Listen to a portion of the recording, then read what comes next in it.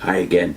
In the last segment, we were using John Warwick Montgomery's book, Principalities and Powers, where he's analyzing the appeal of the occult. Well, the appeal of the occult is that the diviners and the necromancers can tell you things that God does not want you to know. And a lot of those things have to do with your feelings and your immediate future. The emphasis on you. And here, Montgomery is analyzing the fact that so many evangelicals tend to be fascinated by the occult in its most peculiar forms. He comments about this in the epilogue to the book. Evangelical believers need a greater measure of maturity when faced with the occult. This judgment may not appear particularly informative, since evangelicals seem to suffer from endemic adolescence, teenage decisions for Christ, but few grown-up churches, etc. But where the occult is involved, evangelical immaturity leads to particularly tragic results. Finding it difficult to handle the occult, the evangelical is alternately fascinated and repelled by occult phenomena. It is a known fact that young people at Christian camps have dabbled quite considerably in the occult in recent years. Converts to Church of Satan groups very often have a history of fundamentalist upbringing.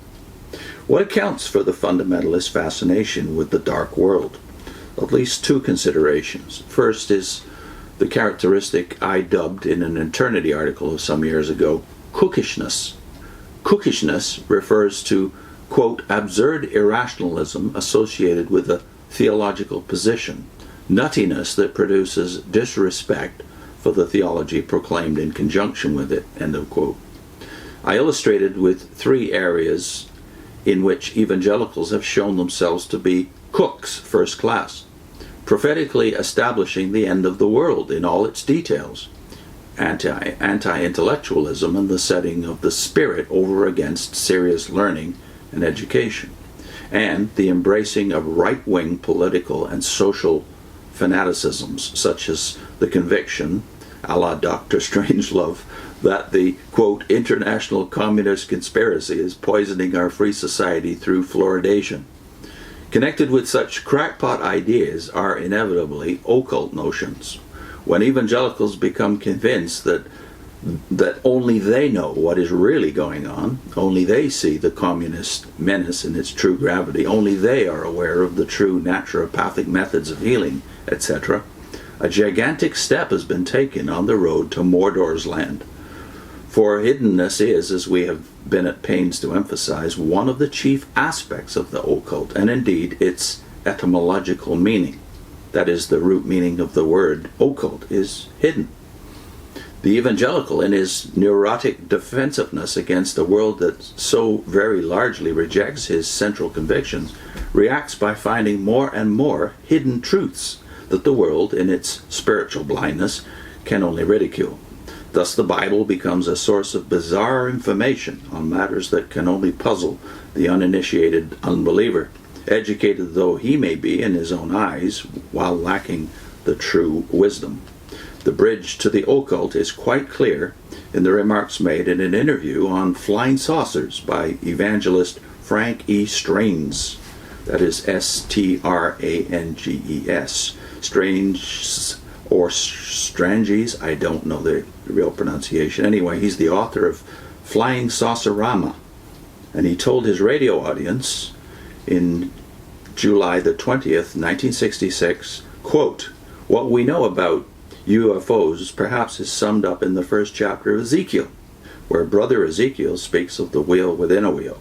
In the South African series in my book, Saucerama, here is one of the finest examples of a wheel in the middle of a wheel. The only moving part on this craft, in other words, was the outer rotating rim.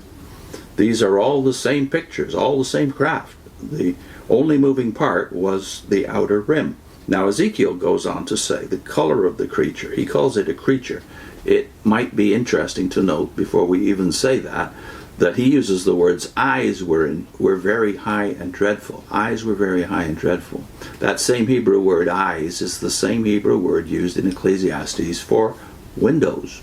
And he says the color of this creature is as the color of beryllium, the silicate of aluminum. Now, the one that crashed off the Helgoland coast some years ago, which is also in the book Saucerama, they claim was tougher than steel and lighter than aluminum.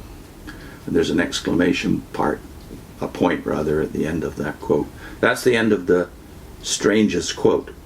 And then Montgomery comments on it this way. Here Strange's reveals the true nature of flying saucers, which unbelievers could not fathom, but which an occult reading of Scripture makes crystal clear. The distance to cabalistic Bible interpretation drops virtually to nil. Is it any wonder that evangelicals, forgetting that the whole armor of God is all that is needed to stand in an evil world, and therefore defensively seeking the occult in the Bible, so readily fall victim to dark influences? So, of course, what Montgomery's critiquing in the evangelical world, the fundamentalist world primarily, the fascination with the cabalistic reading of Scripture, I can't help but think of its application to our joint Watchtower past. From the beginning, the fascination with what's going to happen to us in our generation has been the essence of the Watchtower's appeal. And they're not alone. Most cults, of course, have parallel emphasis. So the whole appeal of divination and necromancy is to know that which God has hidden. And it's about you and yours, that is your dead relatives, let's say. So I wanted to put two links on to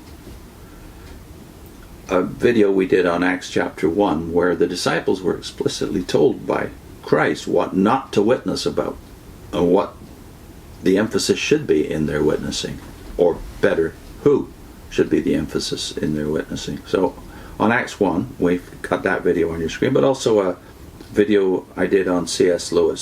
Lewis's profound comments on why the God of the Old Testament hid so much that fascinated the neighbors of Israel, the Canaanites, the Babylonians, and the Egyptians, who were all preoccupied with death and the afterlife, and of course with divination and all other occult practices.